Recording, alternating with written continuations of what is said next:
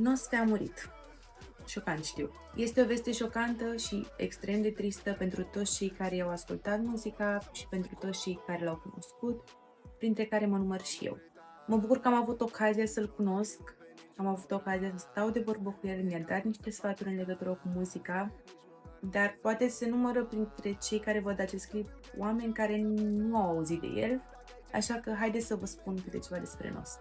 Nosfe, pe numele său real Darius Vlad Crețan, s-a născut pe 24 martie 1985 în Galați și a fost un rapper cunoscut, doamne cât de să vorbesc despre la trecut, a fost un rapper cunoscut și a activat atât solo cât și în celebra trupă Shatra Benz. Acesta s-a lăsat de fotbalul pe care îl juca la Dunărea Galați pentru a se muta în Italia și s-a apucat de muzică. Acolo primul său nume de scenă a fost inspirat din cuvântul românesc borș, iar primul său album a fost un CD împachetat în hârtie A4 și cu un sticker cu litera N. S-a întors în România, a preluat numele de Nosferatu, a avut diverse joburi, însă mereu inima i-a fost la muzică.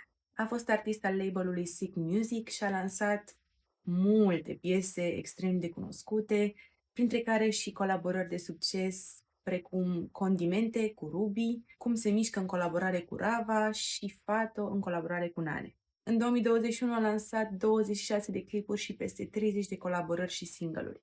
Nosfe avea, pe lângă cariera muzicală, o familie împlinită. Era soț și tată și povestea într-un interviu că fiica sa moștenește pasiunea pentru muzică. Seara trecută, Nosfe a susținut un concert alături de Shatra Benz.